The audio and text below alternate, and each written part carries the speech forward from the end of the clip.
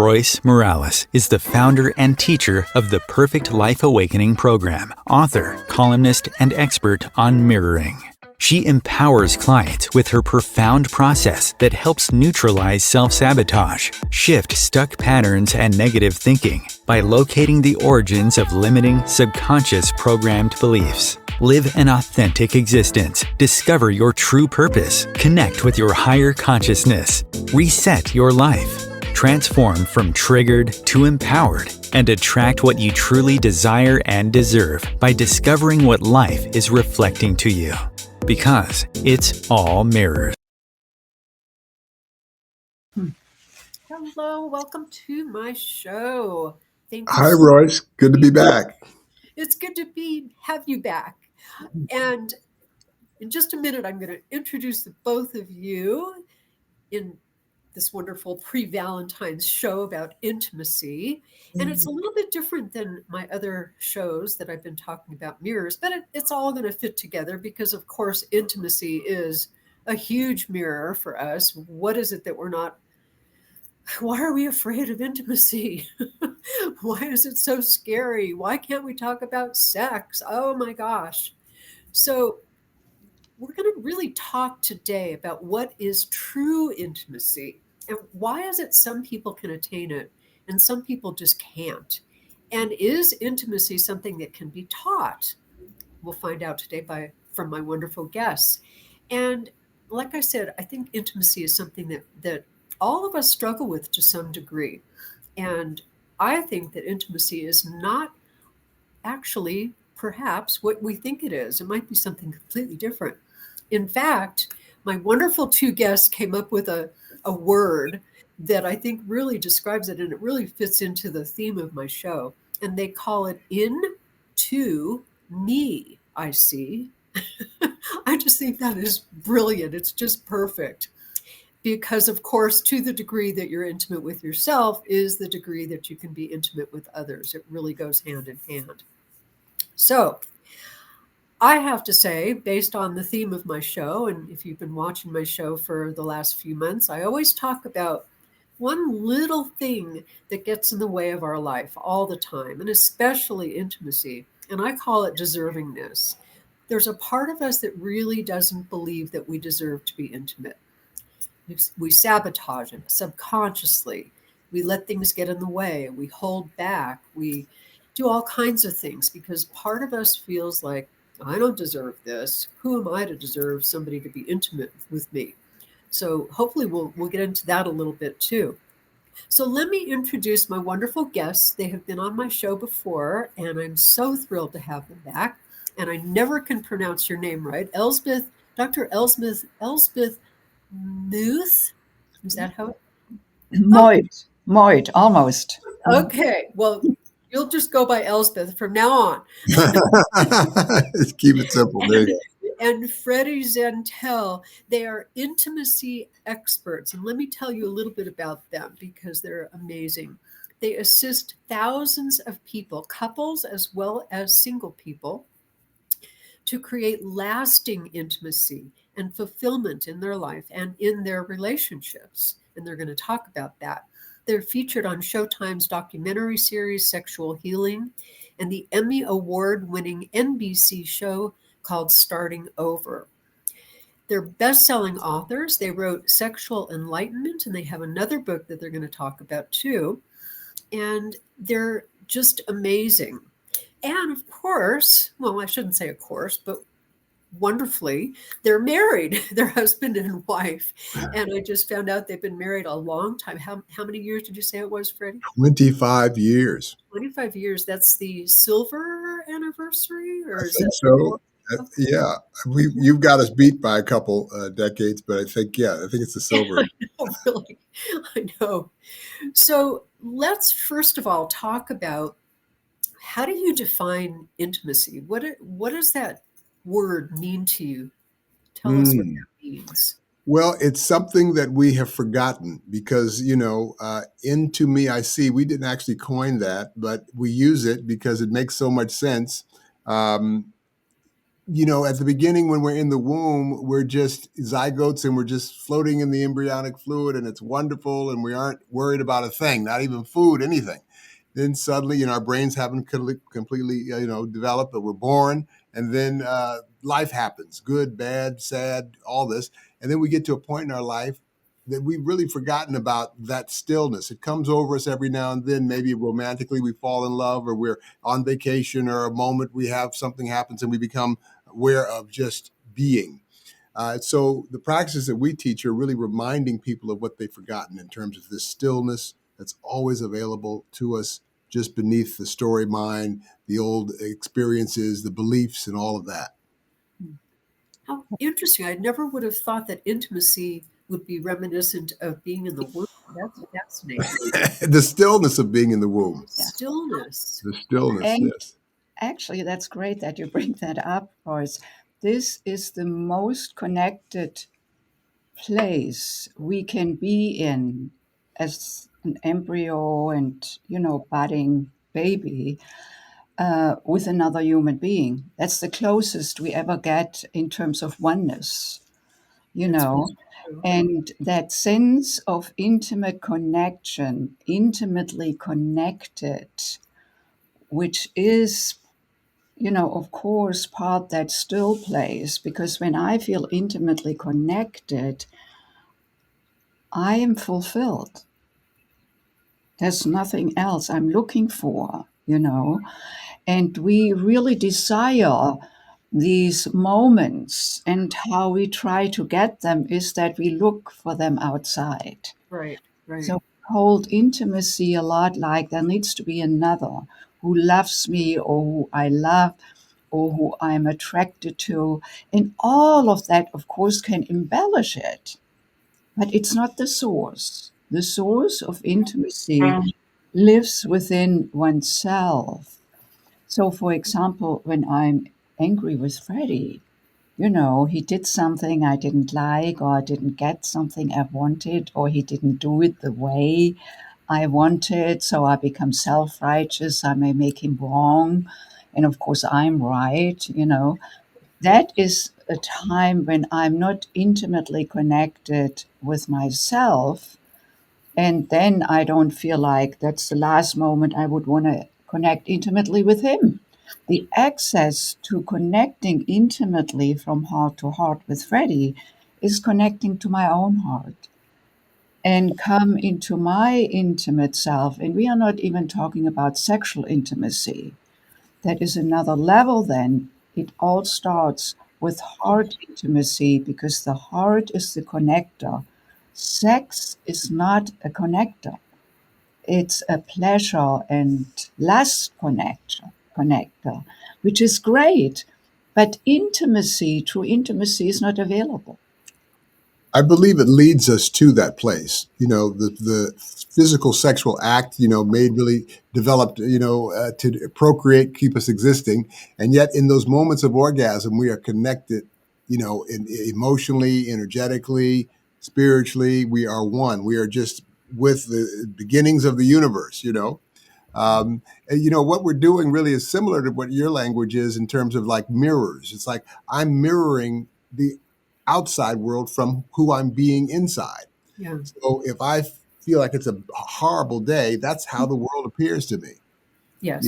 So as soon as I can begin to be, self-reflective enough in a practice or in a way that somatically I can begin to get some distance from what I believe is the only truth, then I can start to move towards this dream, this idea of how I would like to feel, what I would like to be, how I would like to experience. And then that starts to become the truth for us.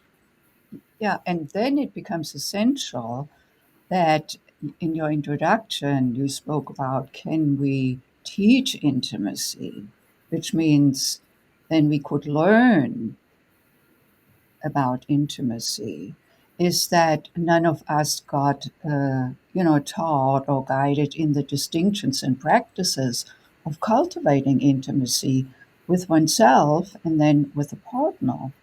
And that is back to what Freddie said with sexual intimacy, or this orgasmic moment that really has us stop to think. That is part of why we love it so much, because our shadow mind, we cannot think and be in the orgasmic moment at the same time. It's not True. possible.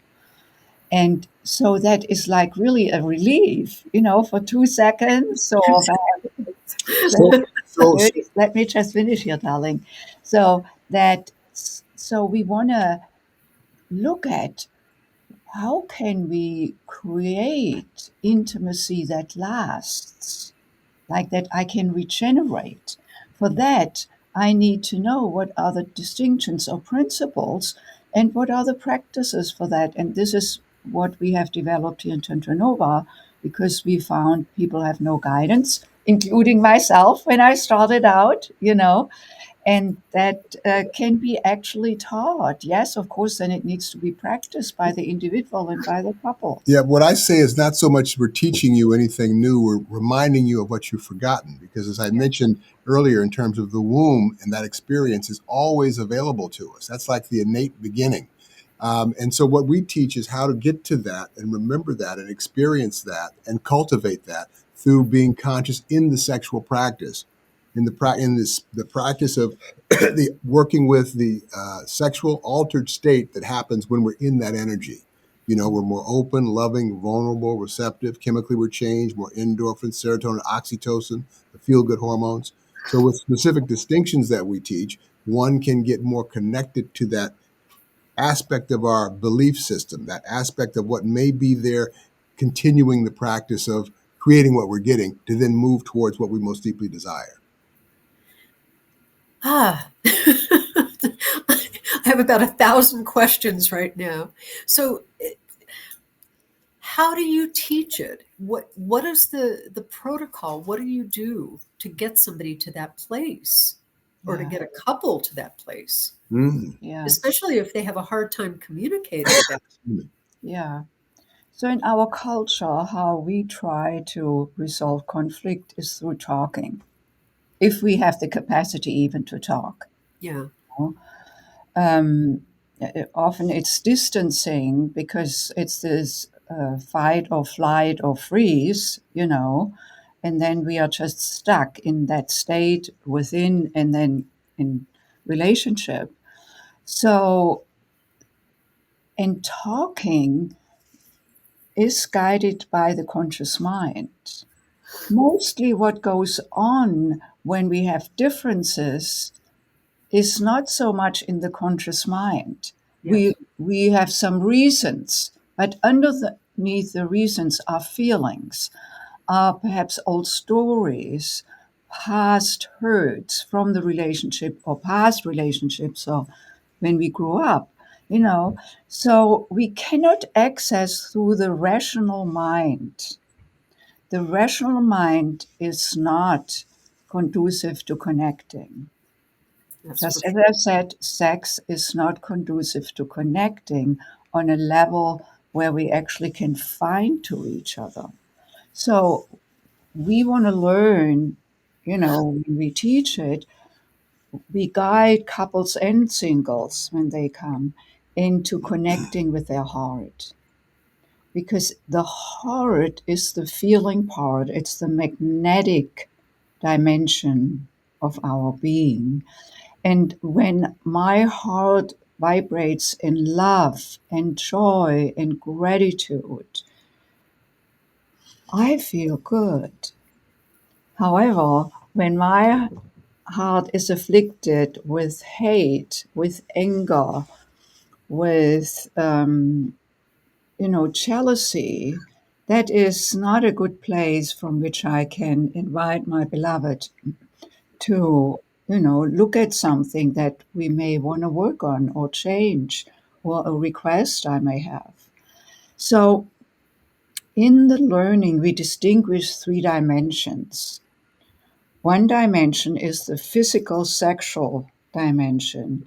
The second dimension, and they are not chronological or one is better or not, so they are equally important. The second one is the heart dimension, where love and emotional intimacy resides. And the third one is the intuitive, the consciousness, the spiritual. And to actually bring awareness to these dimensions and also noticing and witnessing where am I coming from at a particular moment. So it's an inner job to become more aware of, because once I'm aware of it and I notice I come from anger and make wrong, which is no access to connection or reconciliation, I can bring my awareness to my heart center literally. And everyone who is listening, you may just want to put your right hand on your heart center for a moment and notice how by placing your hand on your heart center, your energy moves actually there. Wherever I bring awareness to, energy follows. So instead of figuring it out, of making myself wrong or making Freddie wrong, I connect with my heart by breathing into my heart. And from there, I can ask the question, Elsbeth, what is it that you really want? And perhaps then underneath the upset, what comes out is that I just would like Freddie to listen to me. Just listen without any response. I want to be heard. I want to be gotten. But I cannot get to that when I'm in a state of make wrong and, Yeah, it's recognizing, our story making that we do. Because when we're talking to ourselves and making up, some sort of self-reflected, experience that we're having, feeling subjected to our lives, it's really learning how to become aware of that story. And there's a very easy practice where you can breathe. And there's a particular kind of breathing, parasympathetic breathing that we teach, not teach, but lead people to, because it's how we breathe as babies. Um, and that doing breathing like that really requires our mind to think to extend the diaphragm and belly. And for most people, we can do it about 3 breaths before we recognize the story starting. And in guiding someone in that practice, they begin to see how busy that mind is. And that mind is made up from stories and beliefs and experiences that perhaps served us at one point, but don't necessarily serve where we want to go in terms of how we want to live and be and experience in our life. yeah, it's very much teachable if a person is willing, to Yeah. learn. So then that what Freddie just mentioned, there are 3 distinctions that we guide people to then practice, which is the conscious breath, the parasympathetic breath that gives us more calmness, and then the witness state of mind that opens up when I'm calmer. I can look at it. I can be with my anger instead of being my anger. When I am my anger, I cannot see anything else but what's over here. And when I have that little pause and distance through the witnessing, I can watch my emotions, I can witness my thoughts, and from there I can choose, Elspeth, would you like to continue being angry, or are you more committed to harmony in the relationship and to seeing how we can create that? And given that my overarching commitment is harmony, then I shift out of the anger into, stay with the breath, witness, and that then opens my heart.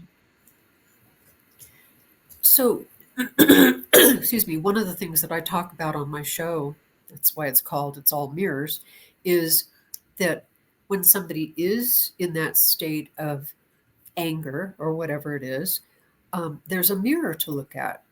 So if Freddie says something to me and I get really pissed off, I can do the breathing and all of that, but taking it one step further, it's what is he showing me about myself that I don't want to see? You know, I'm pissed at him for wearing a red shirt today. So what is what is that about for me? Well, gee, I'm wearing a red sweater.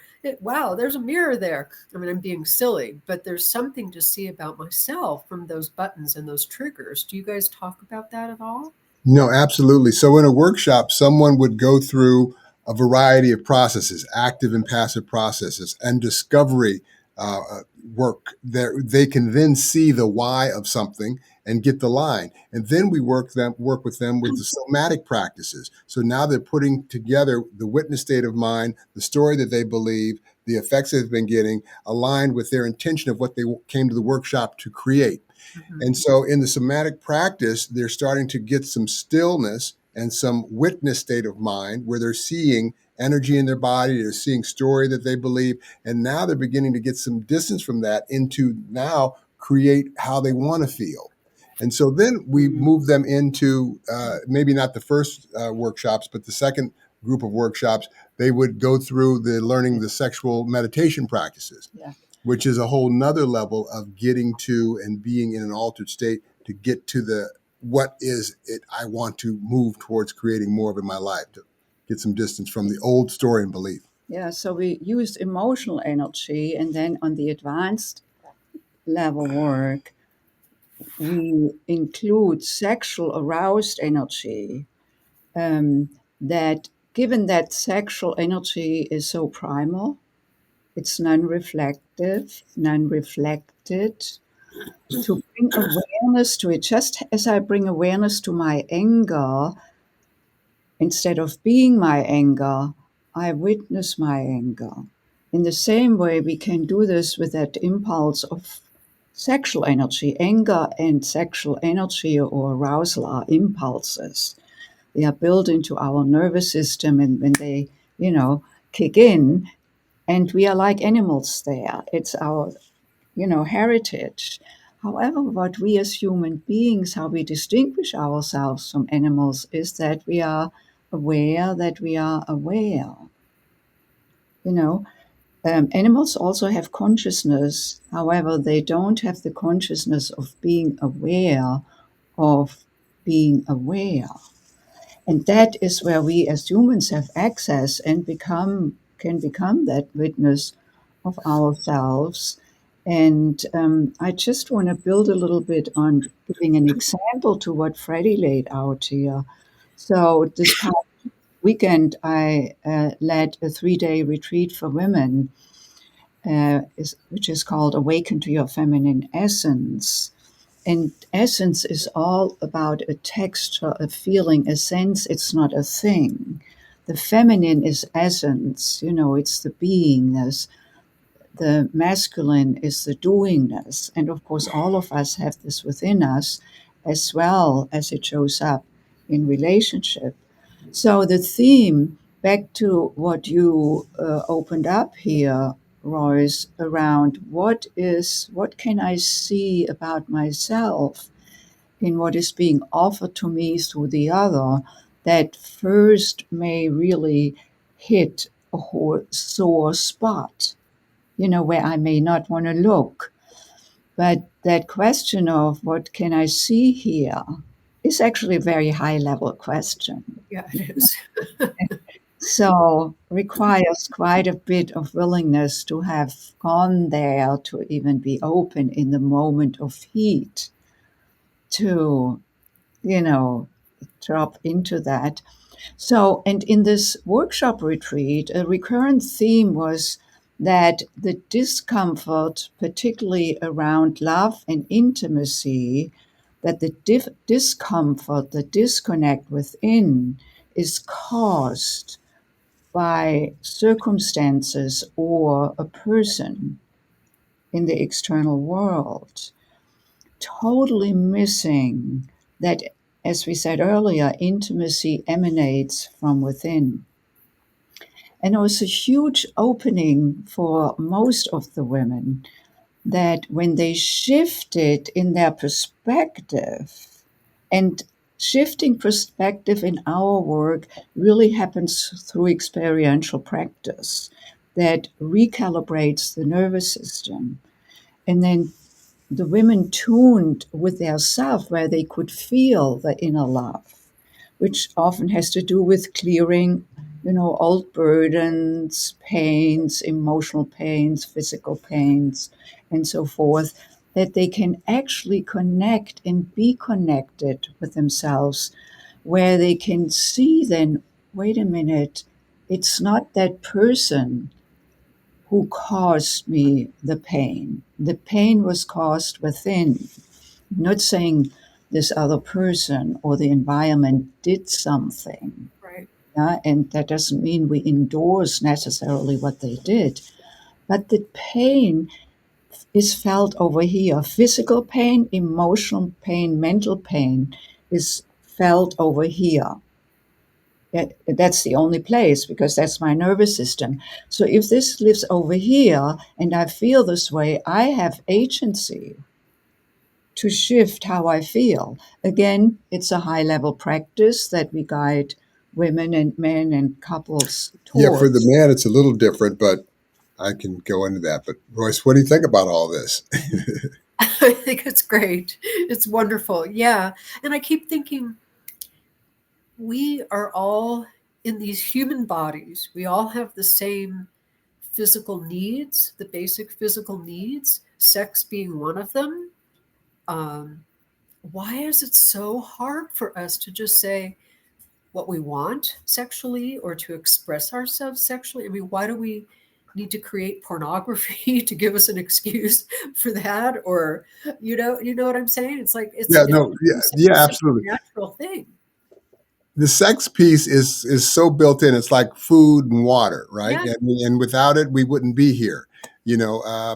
I don't know what the consciousness was thinking when they created sex as the way to continue to exist, but they sure got a good one on that. On that one. But as thinking as Homo sapiens, we have developed as a warring class in some sense.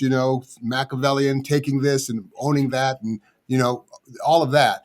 And so when you become intimate and connected and open and loving and vulnerable, you get eaten, which was the whole male great. energy ran the world for so long and still does to some extent. And it's going to ruin the world if we don't integrate the feminine with the masculine energy, right? So Yes. that's all in process. So for the man in the tantric practices, one of the primary edicts is for him to learn to separate ejaculation from orgasm. Because as men, we are run by our little heads our whole life, like the little guy with the little erection. Ma, look, no hands, and we're run by the little head our whole life, And so for the man to learn to not just last longer, because a lot of guys can do that. We're talking about consciously sip on what we call this orgasmic nectar.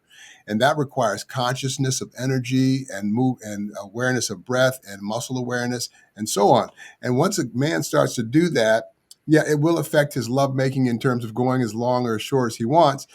More than that, it will open up the unconscious, automatistic, lusting appearance of how we are run by this energy. Because for guys, also, there's two emotions that we are socially modeled, which is that's fucking or fighting, excuse my French. But those not loving and vulnerable and nurturing. That's not what guys are taught is okay to show, even though we feel that. And it's part of human nature. We are all of those emotions. So in the sex piece, even though we start feeling it there, when we're in the sex piece, we're open, we're loving, we're vulnerable, we're receptive, we're nurturing, we're all of those things. And that's kind of what we're lusting for in a sense, but it appears like just selfish love, but it becomes agape in those 3 seconds. So for the man to learn to consciously sip on that nectar, that love starts to become a way of being and listening and a more awareness and familiarity and accessibility to that outside of the sexual practice as a way of listening in relationship, listening to his dreams, listening to what his thoughts are cascading in terms of creating. So everything starts to shift. It's bigger than the bedroom. And that's what we've been doing with thousands of couples and singles all over the world for the last 25 years, people of all levels, whether they know anything about this or not. After 3 days, they get what they want. Wow. I know. It's, I'd say, the first level of what they want. Yeah. I mean, it's ongoing. I mean, if they come in with an intention of what they want to clear up, they can see the path to creating it because they are the only ones. It's a mirror, like you said. Yeah. We're creating what we're getting. Oftentimes we don't see it that we are actually creating it. It's because if she didn't only say this thing, or if he didn't only do this thing, or if life this or that, something external, as opposed to actually I can shift what I'm believing and what I'm seeing and start to move towards that and gravitate towards that, my energy, my belief, and my actions. Yeah. Well, I think what you said is so important. It really rings a bell in terms of it's the primitive nature that comes out. And that's just real important, especially, I'm sorry, but hate to sound sexual or whatever, but it seems more of a male driven thing. The female energy is more, it doesn't go there as quickly as it does with a man. So I think that's really important what you said. But you need both, because once the man gets activated that way, he becomes in the feminine energy in terms of the open, vulnerable receptiveness. Yeah. And so it's like it's a yin yang. It's a back and forth. It's a yes and a both and. So yeah. Yeah. Yeah, it's also, that so masculine energy in when it's balanced is Yeah. grounded and centered. And we often speak about the masculine energy, how it, may want to show up in a man is that he's grounded in his manhood and open in his heart. And that is the interplay of the feminine and masculine, within him. Or if we want to take the words out of, the gender thing, we can just say yin and yang. The opening of the heart is yin, and the groundedness in his manhood is where he is in his yang. And he uses this powerful testosterone energy that is so alive and so forthcoming. He learns to channel that so that that energy becomes a fuel for his love. So in the tantric practice, the man learns to breathe up. Freddy calls it sipping on it, from his sexual center into his heart center.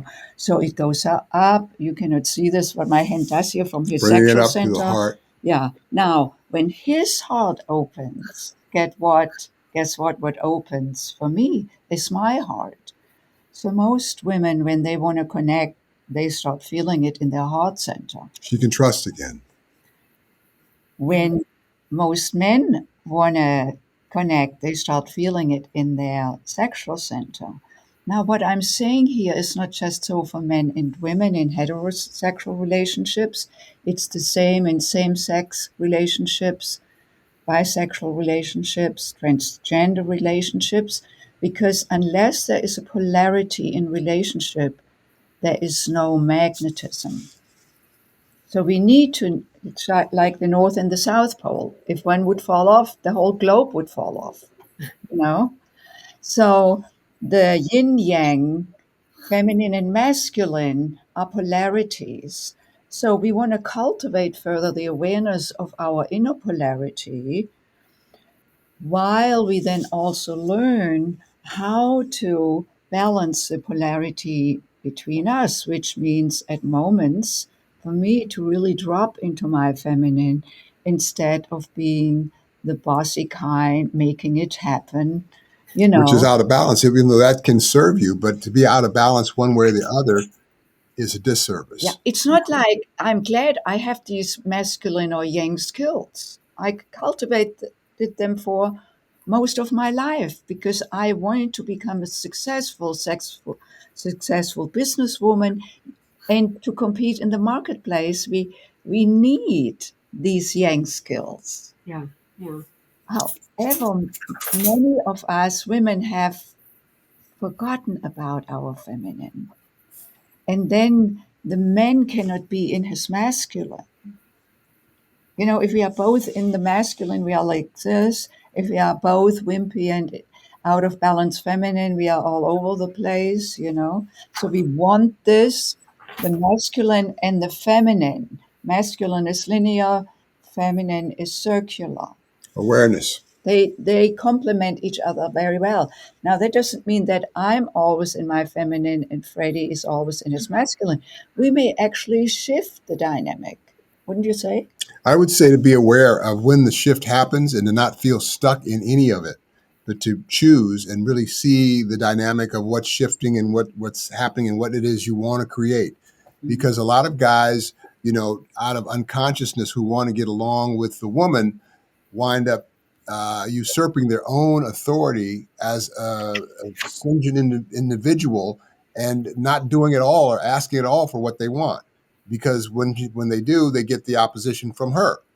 And then they feel pissed off because they don't do and can't do and feel. And then they start, then sex stops, communication stops, anger happens. It becomes a very, unbalanced relationship. So a man has to know, like a woman has to know, and each has to know together and collectively and individually really what it is that they're desiring, what they're wanting, what they're feeling, and that they're moving in concert with the way that things are flowing. Yeah. And I'd like you to talk more about that when we come back from the break, because I think, like I was saying, it's so difficult for most people to just talk about it, and it should be natural to talk about it. It should be as easy as, I'd really like some cereal this morning, and it just isn't. So we'll be right back. I'm going to mispronounce it once again, Elsbeth Meuth. Meuth. Anyway, Lisbeth. I listen to you no matter. Okay. What. And we will be right back. Om Times TV.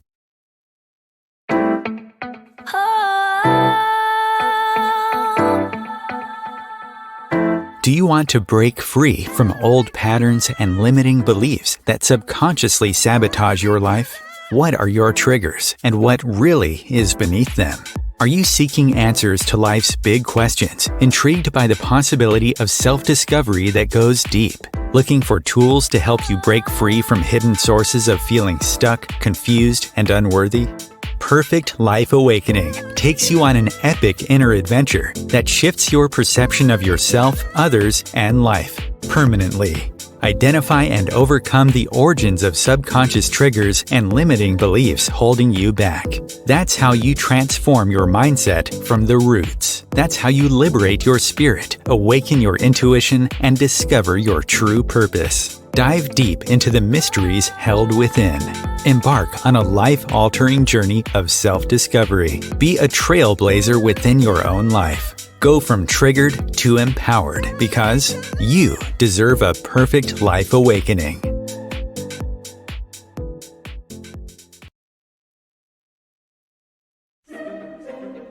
Imagine becoming a super influencer. Reinvent yourself, invest in your brand, and then manifest your success with a robust spheric approach.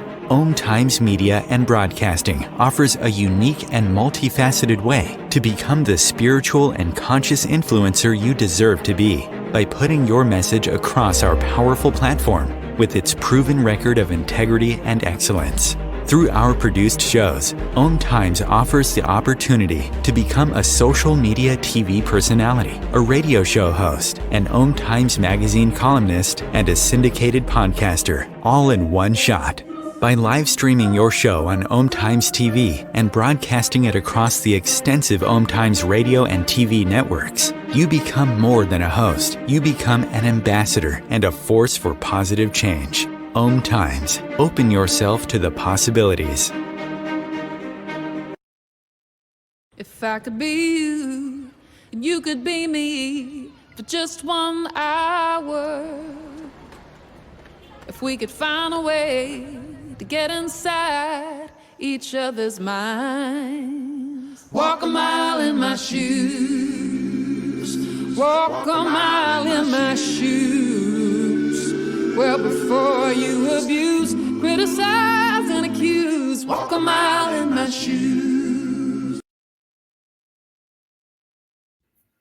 Welcome back. I am talking to these two wonderful people all about sexuality and intimacy and love and connection and all kinds of fascinating things. We were just talking about communication and why it's so difficult to just talk about what we want or ask for what we want or anything actually sexually. So talk a little bit more about that. Why is that so difficult for us? Yeah, it exposes people's underbelly, the tender side. And look at the world. I mean, we are in a process of more war on the planet than there's been in decades. And yet I feel the glass is still half full. There's a lot of people that are waking up. Yes. And I think that at some point, kind of like with the sexual revolution in terms of pornography is everywhere. And I think that what's happening is people are just becoming aware that sex is, becoming more public. And women are starting to uncover and discover, oh, I can do that and I can see that. It's part of the discovery. But it's kind of like discovering that there's food. So now you stuff yourself with McDonald's and you realize, oh God, that's clogging my arteries. Now what else can I do? Oh, I can eat different types of food and I can get vegetables. And so do sexual meditation requires another level of awareness of sexuality, but you can't even get to that if you're just completely consumed with, and you've been denied the sexual experience your whole life, and it's considered so bad. Then to do something more than just lust with it requires letting go of all that modeling. Forever with sex, we've been procreating. That's what this energy does, creates life. The last 100 or so years recreating with the development of contraceptives. And so what we're sharing and teaching is how to co-create with this sexual energy. I mean, there's an intelligence encapsulated in it, in that it was creating life before we had language. So when we bring consciousness to the sexual as we're sharing it, what starts to show up outside of the bedroom is creativity and pleasure. The kernel of that energy starts to show up as a foundational way of listening and being in our life. So if I say, well, 30 more years retirement, hate my job, I wouldn't say that being aware of what that cascading thought does to my energy. So when we're in the sexual meditation, that altered state, we're starting to tune into another level of energetic awareness, right? Particularly in an aware state, in the sexual altered state. So that plays out in how I'm listening to the stories I create in my mind, how I'm feeling in my body, my senior commitment is to feel and create and be in my life. So it's really got a profound effect when we bring consciousness to the sexual. I believe that until we really can get past the vilification and unconsciousness around the sexual, we can't make that next spiritual quantum leap to seeing ourselves and each other. Peace on earth is just a thought away. Yes, I talk about that all the time. Yes, we could just look inside. Yeah. Mm-hmm. Okay, so you were mentioning before we started that you have a practice that you'd like to teach us. I would love for you to do that. And hopefully that will help people to break through some of these taboos and limitations and sexual blocks that we have. So what is it that you actually, maybe if people aren't even familiar with the word Tantra, maybe you should tell us what that is and then just kind of lead into what this practice would be. Yeah, so Tantra is one of the original yogas of the energetic body, unlike Hatha yoga of the physical form. And it encompasses working consciously with life force or sexual energy to reach altered states of awareness and self-reflection. And so what we're doing as TantraNova is we're integrating aspects of that energetic yoga and aspects of the Western approaches to transformation in terms of generative language, how we create our reality and language, creative self-discovery, how we discover ourselves in the creative process in music and movement and art. And we've created our own gestalt of practice that allows people and assists people in moving with grace, ease, and flow out of those beliefs and stories to start moving towards what they most deeply desire. Yeah. So you've created a center that does this. TantraNova Right. Institute, yeah. And it's the new Tantra. So TantraNova here in Chicago, and of course, as Freddy mentioned, we have been teaching all over the world. So the yoga of the energetic body, which Tantra is, so that we are so familiar with affecting the physical body. We live very much in a mechanical world. In order to achieve something, there are mechanics involved, overcoming time and distance, a Newtonian world, which of course the three-dimensional world is based in. And simultaneously, there is an energetic world. And we are mostly guided by these energies because the way we feel is pure energy. We cannot see with the mere eye or touch an emotion. I cannot see the emotion of love. I mean, a person may have a blissful, expression in their face, but that is not love itself. That shows up in a certain way. So we work with these three dimensions back again to the physical, the emotional, and the spiritual, so that the physical, how frequency shows up there, is in sensations. I feel hot, I feel cold. You know, these are sensations. They are pure frequency. They can be measured in hertz if with electrodes and so forth, just as we can measure emotions. High frequency emotions, low frequency emotions, high frequency like love, gratitude, and joy, low frequency hate, fear, and guilt, for example. That often plays a role in our sexual self, fear and guilt and shame. And then the thoughts we think are it's all pure frequency. So in opening ourselves, we want to attune to what frequency am I living in? Because when I learn to connect with these frequencies, how they show up in emotions, sensations, or thoughts, I can have an access to altering it.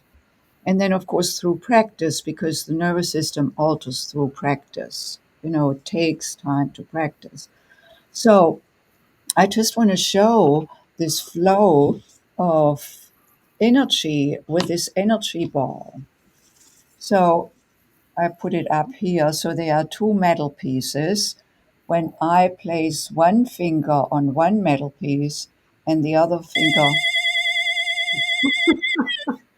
lights up, that is my inner circuit of energy. We all have circular energy within us that moves up from the base of the spine to the top of the head and down again on the exhalation. And it does this all day long, running this energy just like blood runs through our arteries. So we have this inner circuit that we want to cultivate. And that plays into what you shared about the mirror, that it's actually sourced, however we experience the world, however we look out into the world, is sourced from the inside. And this is how I can affect this inner circuit. Now, this will take some practice, and here this is just like opening, introducing this possibility. Then there is a circuit between two partners, intimate partners. It could be between a mother and a child, you know. And so when we do this, darling, would you do it with me? So let's. I complete the connection here. And if I touch here, can't have anything touching but that. That was what breaks the connection, then she breaks the circuit. Can you see it? Yeah. A great illustration of the circuit connection that we are living in. When I drop out of a story of how bad the weather is and start being appreciative of being able to enjoy the weather, then it appears to me that I've tapped into something that is connected. So that unified field is always available of love and connection. Once I shift it inside, I can connect to it. I can become aware of it. This is a great illustration of that. So this energy is ever present.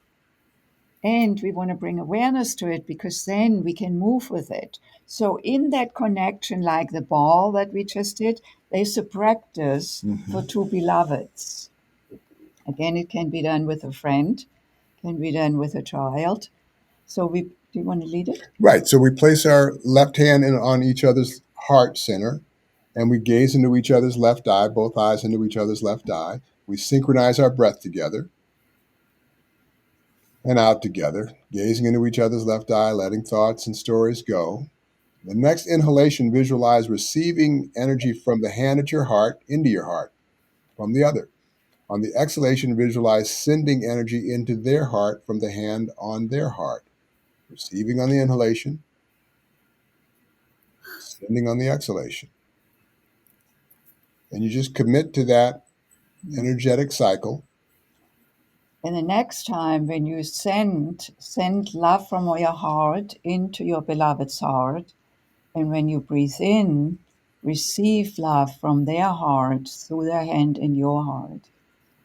Exhaling, sending love from your heart.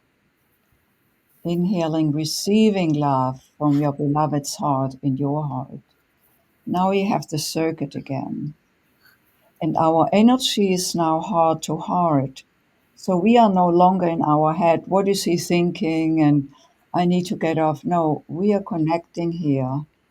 And it can get very sweet, you know. And it reminds us of what's always there. See, we get out, we lose it, but then coming back to it just requires a little somatic awareness, a little focus.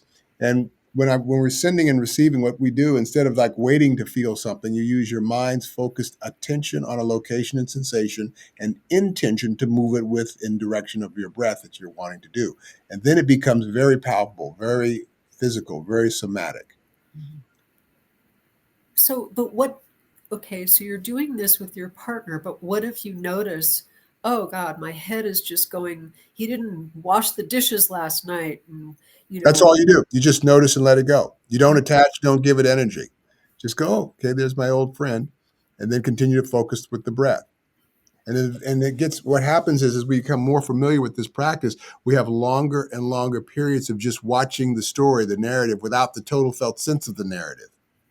Yeah, and the more quickly we can shift out of the chatter mind, the dishes, yeah, into being here, because this is the only moment. Not what I think, what he didn't do. This is from the past, or, looking at reprimanding him in the future. And Royce, it's not like we aren't animals and we don't get angry, upset, and disappointed. It's just that stuff doesn't stick around all the time and for as long. You know how something will happen and get you, and then you're still talking about it and feeling it for the rest of your life. Yeah. I find that if I'm in that state where I'm pissed at him for not doing the dishes, if I'm, and again, this goes back to the mirroring, if I'm able to just say, right now I'm feeling really pissed that you didn't do the dishes. I wonder what that's a mirror of. Oh, because I didn't take the trash out last week. Okay, and I'm pissed at myself. And I just get it out. And then I feel such love for myself and for him. And then we could do that heart thing together. And it happens pretty instantly. So that's beautiful, though. I love that. Yeah. And you're pretty far along in your personal development, because a lot of folks can't let it go that easy. Even once you feel heard about something that's a situation and the other person is there and saying, I got it, thanks for sharing that, there's still something, so if people can do and then go into this practice and then further, drop in. Yeah, or, for a couple that has been practicing with us for a little while, and always it's the individual work. Yeah. It's not the other is not going to do it for me. It's not because of the other. No, it's my decision, my commitment to myself to live in harmony with myself and with the other, that has me then in the moment forego the impulse of wanting to stay with my self-righteousness. Yes. We have like one more minute. Tell us how to reach you and about your new book and what else you need to tell us. Yeah, thank you. So to reach us, you can go to TantraNova.com, TantraNova.com, TantraNova, the new Nova. And there, are our courses and workshops and private programs and videos and all kinds of stuff where you can learn more. And then we want to give you a gift, which is called Tantric Intimacy. It's an ebook with foundational practices that you clean upon to get a sense further of what we spoke today about. So get a little bit more in depth and also then apply the practices into your life. And so it's the link to get the book is in the show notes. So we look forward to supporting you in this way. Wow. Thank you so much. I really appreciate all that you do. And both of you are just amazing. And yeah, go out and communicate and connect and enjoy the amazing experience of energy that we all contain. And hopefully, I'll have you on again. We'll talk some more. Thank you. Yeah. Thanks, Royce, for having us on. And you keep doing your work too, and we'll change the world. I shall. Yes. Thank Thank you. you.